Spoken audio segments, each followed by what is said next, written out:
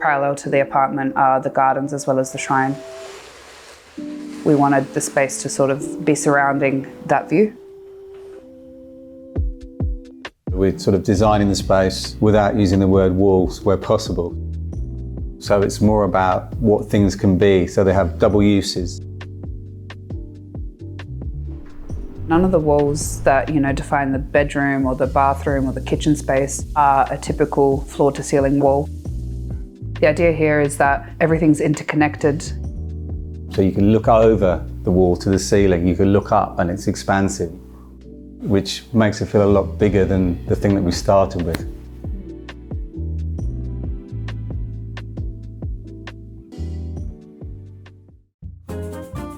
We've combined all of our publications to date into one beautiful, inspiration-packed bundle.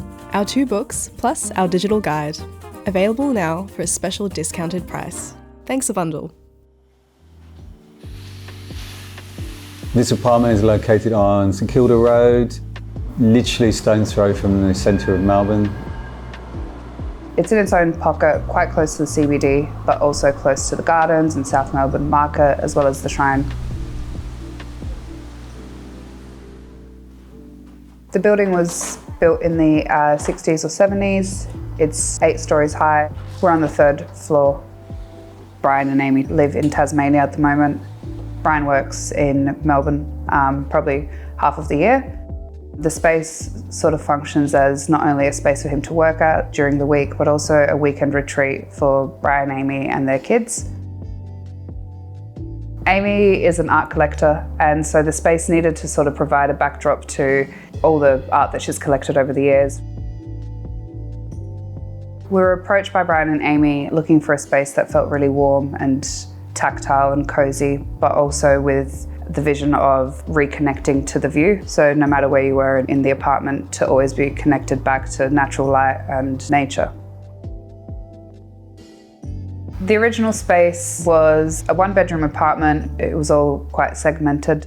I think some of the proportions of the rooms, so the bedroom was maybe a little bit mean, a fairly conventional apartment layout that you see in a number of, similar developments, that kind of thing. As you walked in, the ensuite was connected to the bedroom on the left. That bedroom sort of had 2 sliding panels that borrowed light from the main window, with the kitchen up against one of the walls. After we gutted the space, it sort of made sense to keep the bathroom where it was in terms of plumbing, and to also reconnect the kitchen back onto that side again for plumbing and services. What we thought would be fun is just to rotate everything slightly so that it adds a new dynamic to the plan. It goes from privacy at the back of the apartment shell, and then as it moves towards the front where the glazing is, it becomes less private. As you enter the space, there's an angled wall which appears as just a timber walnut lined wall, but it's actually 2 oversized sliding panels. The 2 panels slide past each other, and they also slide past what is an art wall further down that wall. It's sort of like art alcove meets utility, meets laundry, meets cloak, meets kitchen, so it's all in there.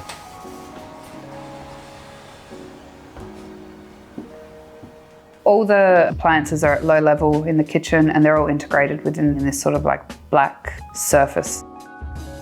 Behind those panels, there's a fridge drawer by Fisher & Paykel, as well as a dishwasher at low level, your oven and your cooktop, and New York marble, benchtop and splashback. It's areas like this that allow diffuse, soft, indirect light. So yeah, treating, I suppose, the skirting board or the raised kind of kicker of the kitchen cabinetry as another light source. So it feels a bit airier and lighter in its presence. As you move through the kitchen into the living space, it sort of wraps around, creates a benchtop to work at or to sit and have your coffee at. As you enter the living space, underfoot it's the same timber flooring from the entrance, and this was actually from the existing apartment. This is more in transit than a solid living room, I think. I suppose the main focus is the view and the natural light aspect. It's a super multifunctional space for Amy and Brian who, maybe they want to entertain guests one weekend, or maybe they just want a space for one of them to come here and read a book. One of the walls is sort of angled and 2 of the 3 panels are mirrored so that it's reflecting the view back into the space and also reflecting light back into the space. Amy and Brian were really keen to use a projector, so there's surfaces within the space that you can project onto. Amy collected these bricks that sort of mimic the materiality of the shrine. It just really brings in another layer of tactility, another layer of warmth and coziness. The bedroom is connected to the living space, but elevated through 1 step. You're stepping up out of the living space into this kind of little nest. Underneath the plinth, there's a little hatch. So when you open that up, there's a bed rolled in there for when and if the kids are visiting, to bring that out into the living space.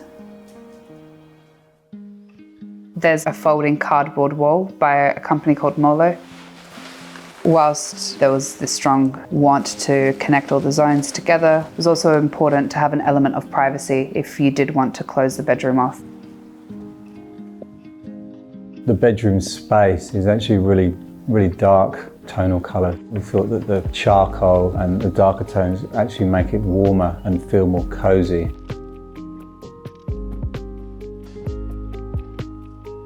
Working with the original, constraints of the apartment building, there's a large column within the bedroom, but that also creates opportunity for more sort of implied art alcoves.